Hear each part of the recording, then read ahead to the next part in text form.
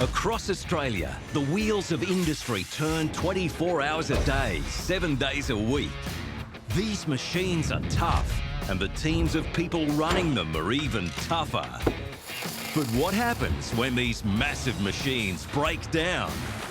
That's the fun bit. Teams of mechanics, engineers, fitters and boilermakers step up to battle against tight deadlines in some of the harshest working environments on the planet. These are the optimum working conditions. From deep underground, on the water, on the front line, to high in the sky, they do the vital repair work to keep these heavy metal wonders alive. Planned out well, it turned out better. This is Mega Mechanics. This time on Mega Mechanics, threading a 6.5-ton valve through a mini hydro station is a tall order for the team from Snowy Hydro at Jindabyne. This is the crucial bit, so if we can get it to fit and then hopefully get this big baby back into service. It's going to take true grit and brute force to get this place pumping again. This is pretty tight. Slowly, hold up. Oh. At the Lithgow Railway Workshop in New South Wales, two maintenance teams are facing off against two freight trains. Fuel pump's not running. Won't work. No fuel. We're not getting any fuel up to our fuel pump. The mercury's rising, and so is the pressure. Hate losing bolts like that, mate. Is there? No, it'll be there. Might it be? It's not for everybody. It's certainly not for everybody. And in Brisbane, it's a high-flying mechanical service with an intense workday, guaranteed to get your adrenaline pumping. Once we start, we can't stop. To get it done, they've got to go flat out, literally. This cable here is all that holds that jib in the air. If this were to fail, the jib would literally fall out of the sky. This big blue thing in the back of this truck is the SDV, which is the whole reason we're here. Submerged Discharge Valve is just one of our means of releasing water down the Snowy River. Look there, beautiful. In the Snowy Mountains in New South Wales, just south of Jindabyne village, a mini hydro station is having vital repair work done. So the release of environmental water from Jindabyne Dam here is really important. It revives the river, it makes the river flow like a natural river would in these alpine areas. It provides water and oxygen and elements for bugs, fish, birds, everything that lives downstream of the dam. Whilst the submerged discharge valve has been out of service, we have had to manually release the lower levels with the valve behind me operating. A lot of work had to be done overseas. COVID struck. There's been a lot of delays to this job, but it's great to finally be getting the opportunity to put it back in its place and get the river flowing the way it should be. So after a 22-month wait, the new parts have arrived and are ready to be installed. And it's going to take major teamwork to get this 6.5-ton component into place. We've got a long-standing team, a very good relationship. We know how each other's work. We are good mates and we work safely. To start, the building that houses the valve needs to be dismantled. A 55-ton mobile crane is to lift off two concrete roof sections, each weighing 12 tons. Then, metal floor grates will be removed. Next, the crane will raise the 6-metre valve to a vertical position. Then, lower it down through an access hole that has minimal clearance. Once the valve head is situated on the foundation plate, crew members, spread out on 3 levels, will have to simultaneously line up 3 flanges, 1 vertical and 2 horizontal. The team has 2 days to get the valve installed, reassemble the building and run pressure tests. One thing that could jeopardise this tight timeline is the weather. Weather forecasting's not 100% accurate most of the time, everyone knows that, so it could be beautiful one minute and blowing 100 k's an hour and rain in the next. Overnight, the tail race at the base of the station has been drained. We anticipated quite a bit of sediment has has gone into that tail race. Now, an industrial vacuum has been brought on site to pump out any remaining water and sediment covering the foundation plate. It's a challenging lift, swinging this 2-ton machine down into the plunge pool. Get the hoses off this machine and poke them down this big black hole there. Oh, hell. Yeah, you got a bit of it. I'm glad it's not a snake. No. I'll be in trouble. Righto. A bit stagnant. It's a little bit on the pongy side, like a lot of my workmates, but I can overcome all that. So we just got to clean it up and see what we're up to. This is a bit of a stretch for what it's normally used for, and it's got a pull ahead of over 6 metres from the bottom. We're just having a little bit of trouble with our sucky.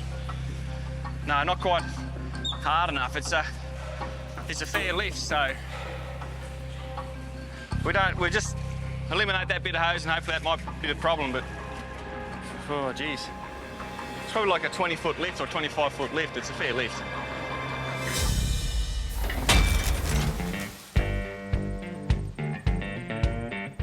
I founded the workshop 10 years ago. I'm a railway fitter by trade. Basically, we service quite a lot of the freight trains that pass through Lithgow. Trains are a big part of Lithgow in the central tablelands, northwest of Sydney. 2 freight locomotives have rolled into the Lithgow Railway Workshop yard for their half-yearly service, both showing similar issues. Because of the horsepower we're producing, 3,000 horsepower, screaming their heads off, hauling coal, you know, it's hot days, hot work, vibration. So if one of these locomotives break down on the main line, it's a big cost for everyone concerned. Not only the repair costs, but also the delays. 2 locos means 2 teams. Dan and Jace are both qualified tradesmen, and Dan's been on locomotives most of his life. Ryan is the leading hand fitter here, and Ross is a 65-year-old motor mechanic who's been around stuff and just likes to fix stuff. Working with Ross and Ryan will be apprentice electricians Sean and Jack. The 2 teams will be carrying out 180-day services. Dan and Jason will be working on the G513, a 128-tonne, 20-metre-long diesel-electric locomotive. While Ross and Ryan's team will be working on the RL306, which also weighs 128 tonnes and is 19 metres long. The 180-day service involves the inspection of a total of 85 items, including air, oil and fuel filters and brake shoes. During the initial inspection of the G513, the maintenance team discovered loose and leaking exhaust manifolds. In addition, its V16 engine requires a complete injector change after the train crew reported the engine was emitting black smoke. The RL306 locomotive will require an inspection of the wicks and traction motor brushes on its bogie, plus a brakes and wheel exam on each wheel. Both locos have exhaust manifold leaks, plus oil leaks from their overspeed trip housings. The maintenance teams have 2 days to complete both services. You've never really got enough time, but you just got to make time and get it done as quickly as you can, and hopefully your staff can pull off miracles for you. Already hard at work inside the dark engine bay of RL306, Ryan and Ross are wrestling with the exhaust manifold on these million-dollar engines. Yeah, hang on, I'll get some bolts ready. Fiddly bolts and dark, cramped spaces are never a good mix. It's warm in here, isn't it? One slip from a sweaty hand could spell trouble. Just watch out none of that garbage falls on the gaskets. Ready? Yep. How's that? Hold it, mate. Fingers. Yep. Clear.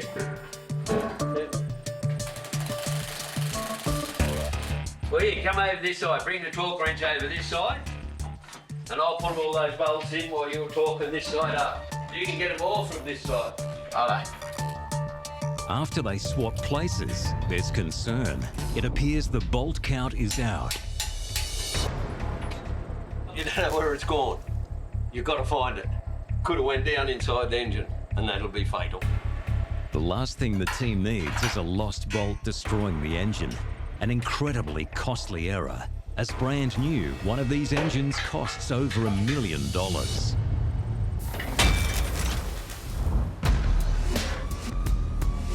Doing a 250-hour service on one of our large 630 Valve Favco cranes. That's a long way down if you forget anything.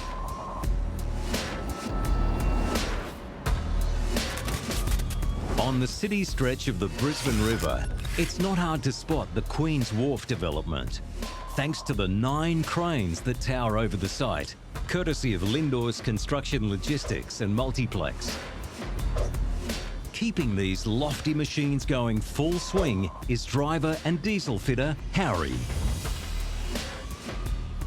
Oh, so we've got oil, we've got drain containers, tools, we've got some fuel for priming. The luffing crane being serviced is one of the largest on site. It's a high-speed diesel hydraulic crane, powered by a 16-litre engine. At this stage of construction, the operator's cab and engine are sitting at the 8-storey mark, about 30 metres high. Gaining access to the machine means a ride in a lifting cage, known as a man box.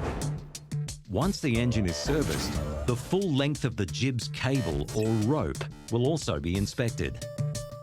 With a clear window of weather, the entire job must be finished in the next 4 hours. But Harry is already behind. Had a bit of a delay because the boys got caught up putting a column box on for their last lift. It didn't go real well. So that's lost us an hour. So we're going to have to try and make that up. Rightio, Mitch. Nice and steady on the hoist up. Looking good, mate. All right, a bit quicker now. Rightio, mate. We are. Go, go, go. Getting up to the cab is straightforward. Getting over to it is not. Now we're going to get him to get us in nice and close. We're getting to minimum radius, and we'll get a little bit of a swing happening. This is why having no fear of heights is a prerequisite in this profession. Just slightly swing us like a pendulum, just so we can get a little bit more closer to it. It's a long drop that would take a free fall of just 2.5 seconds. It's not for everybody. It's certainly not for everybody.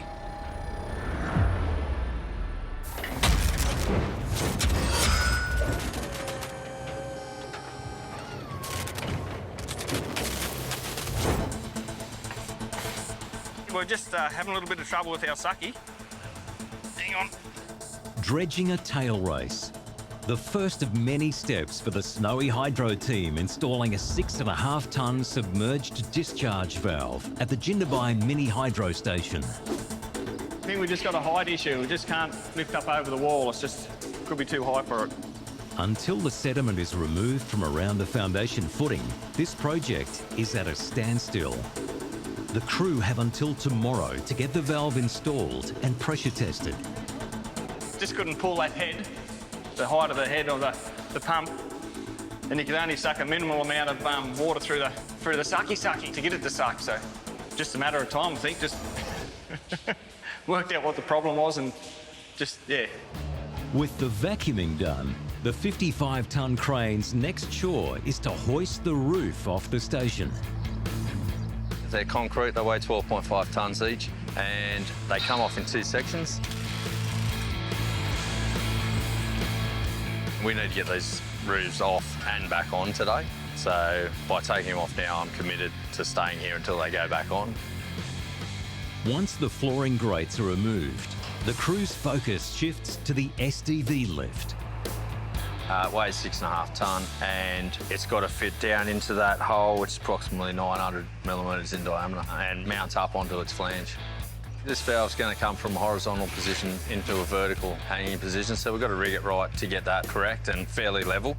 It's a difficult lift made harder by this. There's a 11 kV switchboard that sits right next to this valve. We're hoping there's no wind today. We definitely do not want it penduluming into our 11 kV cubicles at all. Well, it could keep the station out for an indefinite amount of time. It is all de-energised, so no one would get hurt by it, but it would definitely take the station out. As a kind of test run, the team lowers a large component down onto the foundation plate, a ported body that will sit at the base of the valve. Coming down, guys.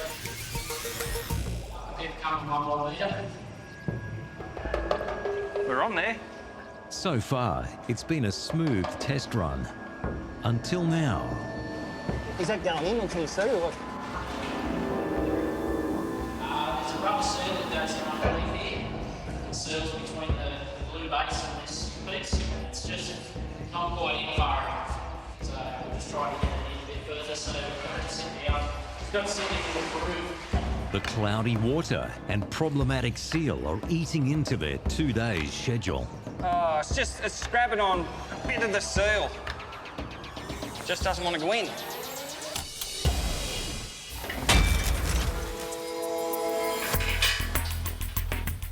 Bit warm in here, isn't it? Just watch out none of that garbage falls on the gaskets. Extreme heat, tight spaces and sweaty hands. A trifecta that could see potential trouble inside a dark engine bay. Hate losing bolts like that, mate. They're there. Hey? It'll be there. Wanna be. There it is there. Hey? Right there. The bolt's been accounted for, but dropped hardware could be the undoing of the work being carried out on this 128-ton locomotive at the Lithgow Railway Workshop Yard. If you lose the bolt, basically just in the top here, it goes straight down, it goes straight into the cylinders. If that happens, it'd be pretty catastrophic to the engine. It'd basically get hit by the piston, come up into the head, break the head, so you'd be looking at a new power assembly. Probably a day's work, a fair bit of money. A delay like that would demolish their 2-day deadline. The team working on the other loco, the G513, have their own challenges to deal with. It started as a service. We found all of this exhaust manifold here was all leaking exhaust everywhere. That's why this is all black. All this. So we had to pull all of this pipe work off and re-gasket everything.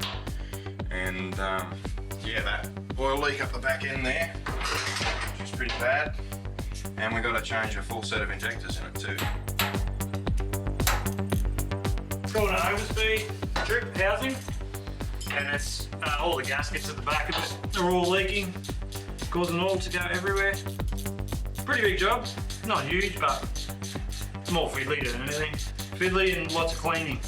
Little jobs can turn into big jobs pretty quick, especially here.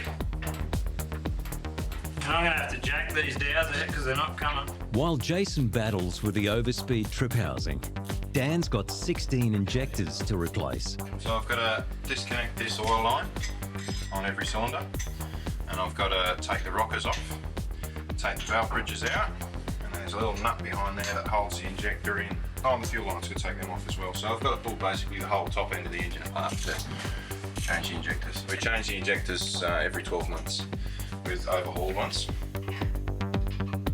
Back at the other loco, the maintenance team working on the bogie have hit a strange snag. Electric diesel locomotives, they work off traction motors. This is just a ginormous DC motor. It requires a commutator and brushes. At the moment, we're just doing a maintenance check. We found brushes that look like this. This is shattered. This is probably due to heat and also vibration.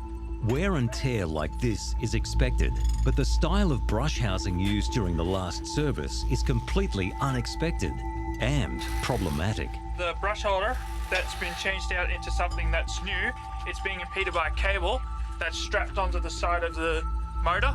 Usually we just slip brushes in and out with no impedance like that, and this time we've run into a problem and now we have to troubleshoot how to solve it. Hey Hans, did you manage to find a brush? We've got it out. Oh crap.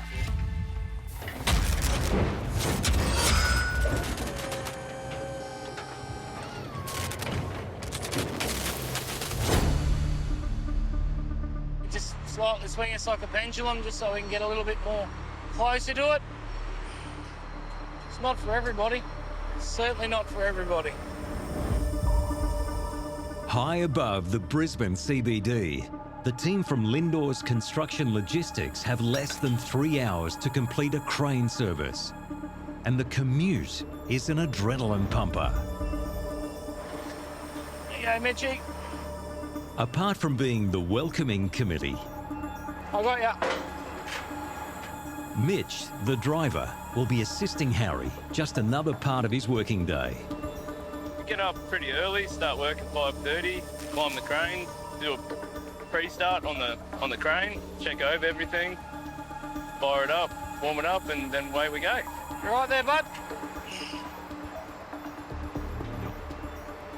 All good. Are you ready? Yep. Full? Yep. Yep. Harry will be the last piece of equipment to go across the 8-storey deep void. Tools.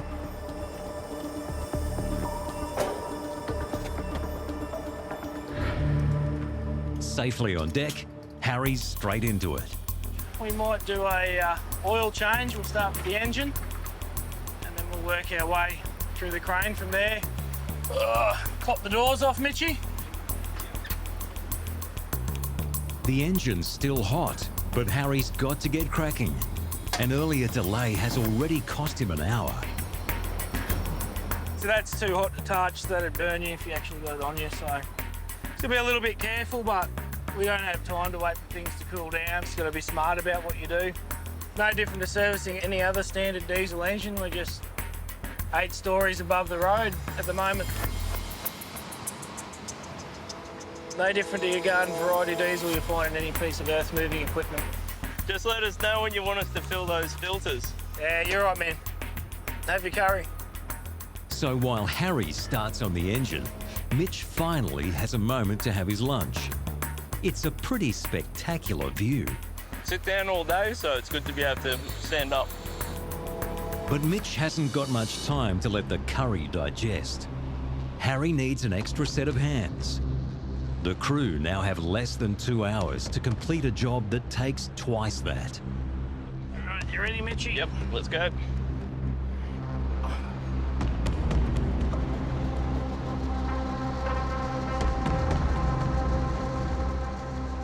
So these take about 45 litres of the high-grade diesel engine oil. A strap wrench helps to avoid finger burns. Look, it's a bit uncomfortable being up this close to something that's been working for nearly 10 hours, but to be very careful, especially with the filters. That's why we've left this oil filter to last. It'll be quite hot. Be careful you just don't get it on your skin or spill it. Oh, it's grabbing on a bit of the seal. Just doesn't want to go in. At Jindabyne Dam, a stubborn seal has brought the installation of a 6-metre valve to a halt at the mini hydro station. And just stop there. That might have went on, did it? It's on.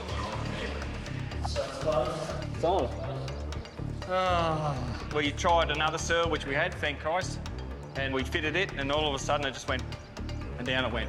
Beautiful. It's the kind of luck the team need to stay ahead of potential bad weather and meet tomorrow's deadline. This is the crucial bit, so if we can get it to fit, and then hopefully get this big baby back into service. Hopefully stand it up on its head without any issues, without any damages, and then lift it in the hole and drop it into place. There's got to be a lot of communication with this process here now. One bloke will have control of the whole lift with a few other helpers on the way to guide it down the hole. The dogman steers the valve clear of the 11 kilovolt switchboard. Right, slew right. That fills the space pretty easily. Yeah, they definitely built the station around it.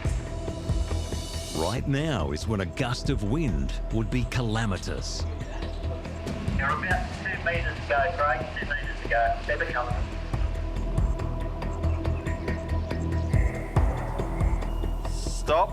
Stop. Slew left. A lot is riding on today. You can see there's a lot of blokes here helping me. We've invested a lot of time into this and effort. After waiting for almost 2 years to fix this valve, A little bit more left. the team can't afford to damage anything. At this stage, precision and patience are crucial. Nice. So now we're just lining up this flange so it slides down this face. With less than 10 centimetres to go, the crew realise the 6.5 tonne valve is out of plumb. Can we re-sling it? Grab it a bit more square in that? We've got 3 flanges to line up. We're slightly, even though it looked fairly plumb when we picked it up, it was obviously a little bit out of whack, so it's not lining up with the bottom flange and the top intermediate. Can they push on it?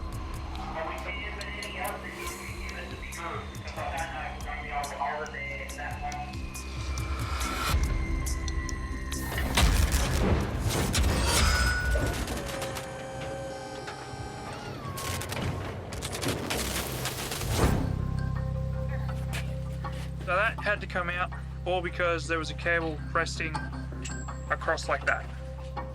And unless I took this brush and cut it into about that far, just to slide it straight into there. One part of the bogie of this 19-metre locomotive has brought maintenance work to a grinding halt due to a square peg in a round hole type scenario. That has to be gone. And there is a different type of brush roller that looks identical to this, except that divider's not there. This had to happen today. Something as simple as changing out a brush.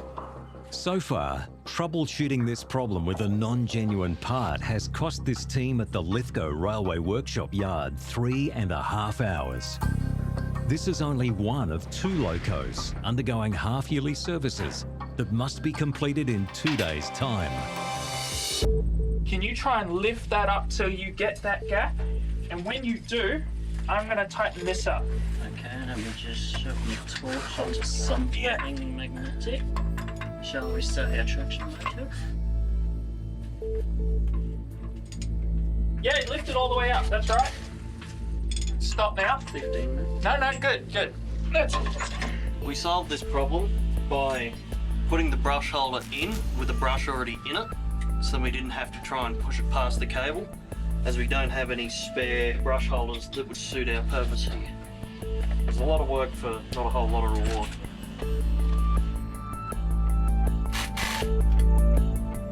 Hopefully we'll be able to get at least this bogie serviced by the end of today.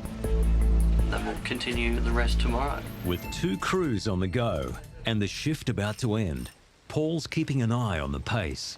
See how their overspeed's going, eh?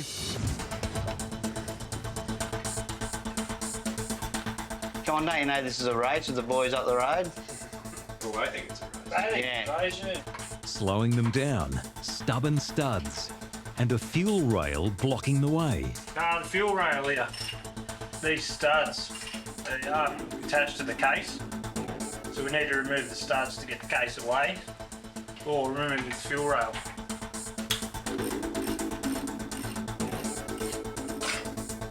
You all right? Which way do you want to go? Go your way. Give a bit more room and no one's walking there.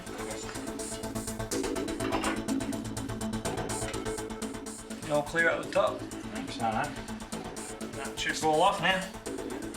Probably ought to get a little pry. Ready? Yep. Ready? Yeah. That's not oil either, that's blood. Bleeding horsepower.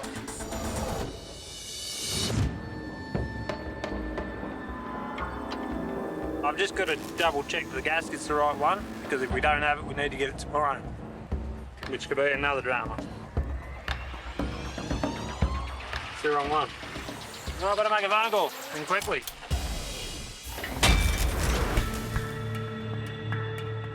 Look, it's a bit uncomfortable being up this close to something that's been working for nearly 10 hours.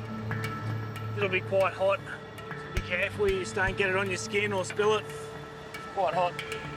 High temperatures are just one concern for this 2-man team from Lindor's Construction Logistics. They've got under 2 hours to complete a crane service, 8 stories above the Queen's Wharf development along the Brisbane River. Just save the engine starting up. There's no oil in the system. I like to fill them up. Right. There's our engine, serviced. We'll move on to the rest. Because they're such a large crane, they demand so much oil. They have 2 pumps to run the hoist drum, 1 pump to run the luffing drum, and then another pump to operate the slew and the climbing. Mechanical know-how is one thing, but flexibility is just as important. Sometimes you have a good look around the turbo, make sure that the alternator and the belt on that side's all in quite good condition. Actually, just got to really fold yourself up and get in there to have a look around the other side. So we'll just turn the key on now and let the electric fuel pump run. Let it time out just to prime the system up. Make sure we don't get any low fuel alarms. So as you can imagine, the logistics of getting a specialist technician up here to plug his diagnostic software in is not as simple as a highway truck or something like that. In there you've got well over 100 grand worth of hydraulic pumps. And they do all your work, so they're driven by the diesel engine. And that's what gives these cranes their strength and their speed. Speed is what the crew needs, as they've still got a rope inspection to do, with less than an hour before this crane needs to get back into action. There's no tolerance for error with these ropes. If they're worn or damaged in any kind of way, we have to replace them. So every time we're up here, we check the whole rope over. Pretty much this cable here is all that holds that jib in the air. If this were to fail, the jib would literally fall out of the sky and probably pull the crane over in the process. So there's a lot riding on it. Checking 140 metres of thick wire rope includes a trip up to the jib platform. You there, Mitchie? Yeah, I got ya. Righto, mate. Steady luff down. So we're just going to luff the crane down nice and steady now. We're going to watch the rope. Watch the working part of the rope. Make sure that there's no breaks in it. That's flat stick? Yeah, that's flat stick there. So we'll go for a walk out the jib and do an inspection, make sure all the pins are in the right position and nothing's come loose. Take the grease gun with us as well while we're out there and grease the rollers. Just got to be careful out there, make sure you hang on. You're always hooked on. And yeah, just don't do anything silly, take your time and do it right and you come back.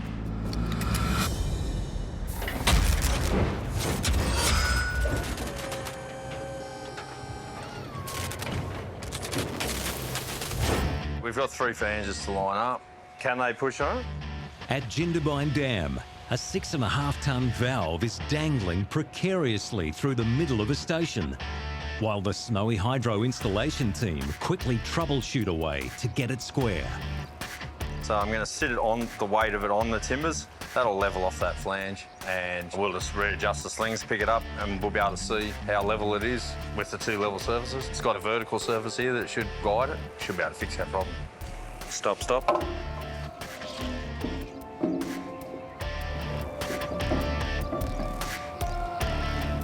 Yeah, keep coming.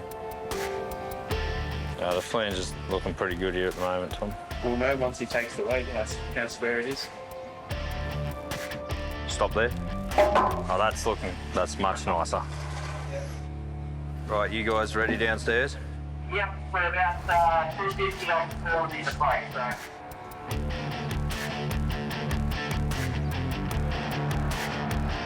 Slow is the order of business. And finally, the crew on the 2nd level have touched down. But the team below aren't having the same luck. So we're at the point where we're trying to put the sleeve into the ported body and we're just touching on the top of it, so we need to manoeuvre across a little bit. The inner sleeve of the valve is stuck on the edge of the ported body, which means the crane needs to raise it, forcing the team to start the whole alignment process again. An unwelcome delay this late in the day. Oh.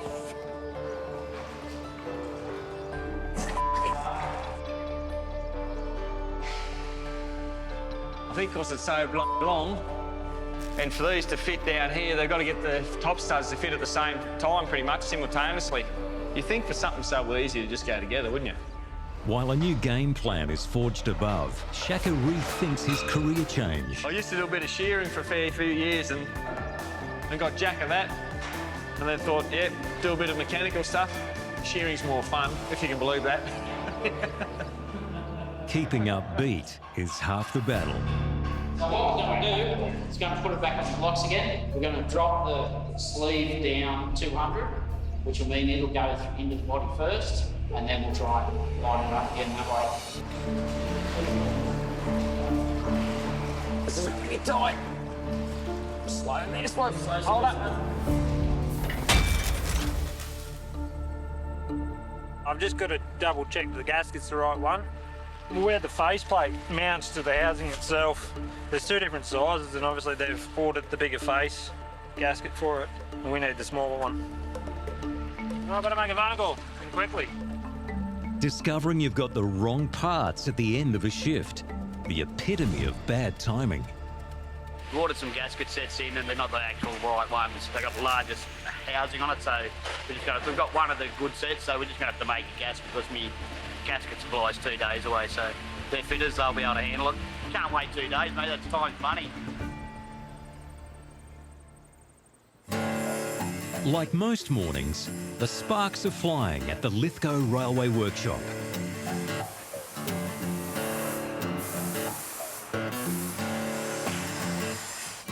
Dan's hit the benches, armed with a pen. Marking these holes in it, so I can punch them out.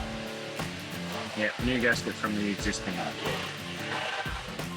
The maintenance teams have less than a day to complete biannual service checks and repairs on a couple of hard-working freight locomotives. Now they've got the right gaskets, the G513 crew can push on. Are we ready then? Let's do it.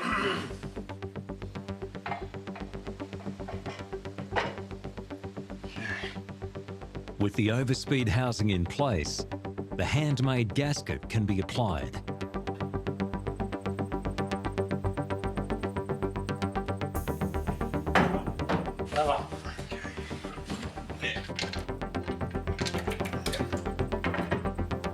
Hang on, just got a tube.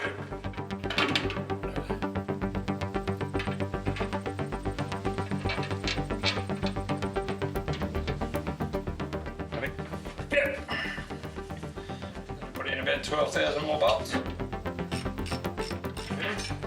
That's it with the cover, yeah. Just got to get that plate finished and put the governor back on. Should be sweet. Both locos are now at the stage where they can be fired up again. Pull the circuit breakers off. Hey, fuel pump's still not working. There's a fuel pump on. Fuel pump's not running. Won't work. The lights are dimming. See?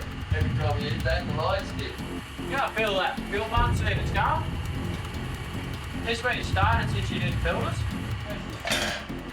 Apparently it's running. That's the fuel pump here, isn't it? It just stopped. Down there. Yeah, it started again. That's a bad sign. I'll continue back up. Fuel pump's running. That fuel. Not getting any fuel up to our fuel pump. So we'll go for a walk out the jib and do an inspection. Just got to be careful out there, make sure you hang on. You're always hooked on, and yeah, just don't do anything silly. Suspended high above the Brisbane CBD, a two-man crew from Lindor's Construction Logistics have less than an hour to finish inspecting over 100 metres of high-tensile wire rope. This cable here is all that holds that jib in the air. If this were to fail, the jib would literally fall out of the sky and probably pull the crane over in the process. So it's a lot riding on it. Alright, so get the sheave here, a bit of grease. The sheave is the roll that the rope runs in. Tools aside, the most important piece of kit up here is a safety harness. Always wear my own harness. Don't trust anyone else to check your harness. With 30 minutes left to get this job done, Harry's got to press on. but the scenery is hard to ignore. Yeah, still got about 50 metres of boom here. Out next to the Riverside Expressway, have a look at the beautiful Brisbane River. Probably about 14 floors up by the stage we're at here. But yeah, not a bad view. A $3.5 million view, the going rate for one of these powerful towers. The crane's outlook isn't the only thing getting the thumbs up. Everything's good, so we gave the tip sheave a nice drink of grease. Checked all the keeper pins and the rope. Checked our pennant ropes, they're all nice. So now we'll just make our way back in, take our time. Don't do anything silly, and check all the pins and everything on the way back in. It's a strange sensation walking downhill, up this high. Nothing to worry about. No issues out there, so yeah, another successful boom walk. All that's left is to catch a ride. Empty. You happy there, champ? Yep. Thank you, Mitch. Have a lovely day. Got 15 minutes, so not too bad. Yeah, another good one. Enjoy the view. We get the best views of the city every day of the week. I think people pay millions for this.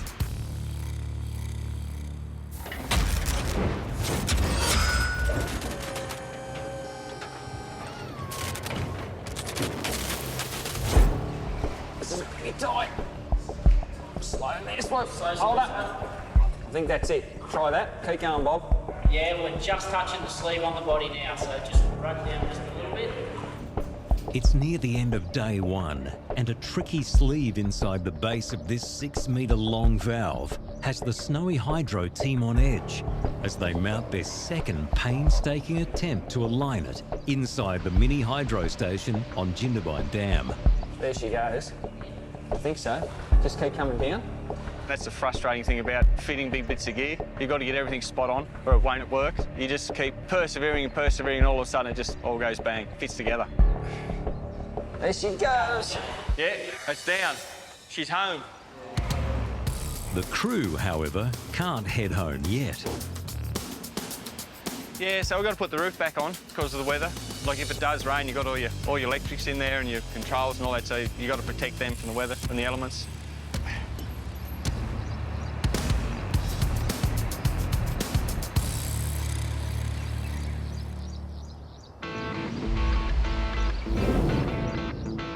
The next morning, the crew are under the pump, completing the install to ensure the valve is pressure tested and operating by the time their shift ends.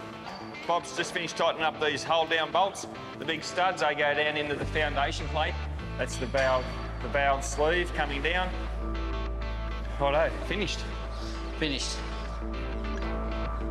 Upstairs, there are numerous flange bolts to tighten.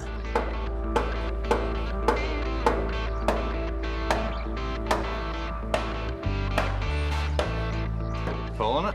Yep, I think we're good. Well, you know what will test that? Bit of high pressure water. So we're fully open on the guard valve. After a bit of fine-tuning, it's time to relay the good news to Snowy Hydro Scheme's control centre based in Jindabyne. I'd just like to inform you that the Jindabyne STV is now fully commissioned and available for service. Okay, cheers, mate. Bye.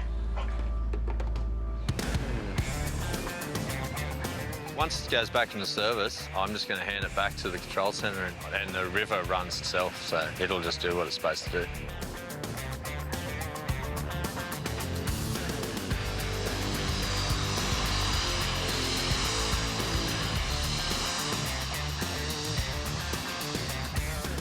Very proud of the team. We've got together, done the job. Everyone's had ideas, input. Yeah, it's been great.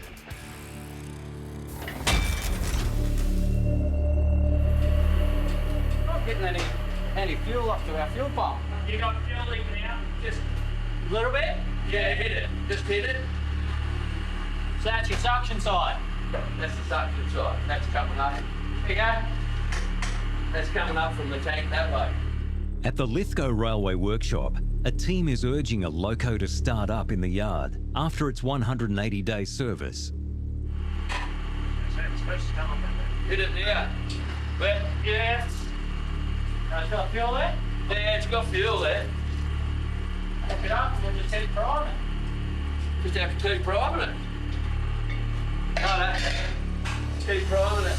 You got that filter, you got the strainer, and you've got 2 filters here, and you've got that. All got to be filled up. The crew have only got one more day to get this 128-ton beast firing on all cylinders. We're just bleeding the system, bleeding the air out of the fuel system. Because we've drained the filters, put new filters in it, done the strainer and everything, cleaned the whole fuel system out. Now it's got to prime itself. When that goes clear, it'll be done. Righto, go for it. Start.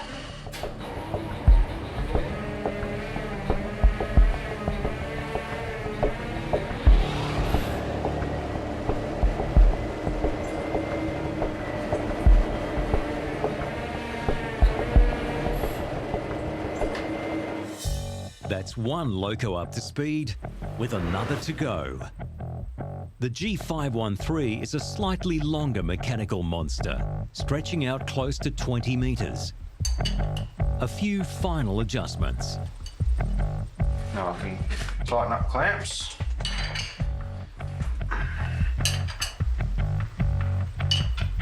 Check. And you start it up. Dry crank, number 1.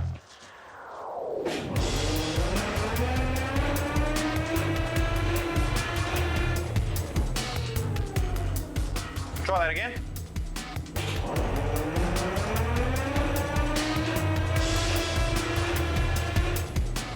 There's some funny noises going on up there. It's moments like this where Dan's years of experience come in. Yeah, it might be the starter and flywheel and that. Yeah. All right. Ready? Ready, mate? Fire now.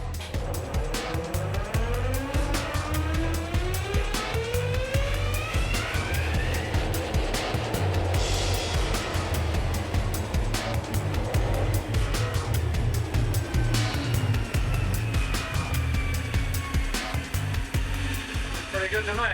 How we done with that? Alright. I'm pretty happy with it, mate. It's been a great result today. The boys have dug deep and got in and got all that work done. They've done a mountain of work, really. They've done the overspeed trip housing, they've re-gasketed the manifold, the service is done. They've got a few little things to tidy up now and they'll be knock her over pretty easy for a good Friday afternoon for them, hopefully.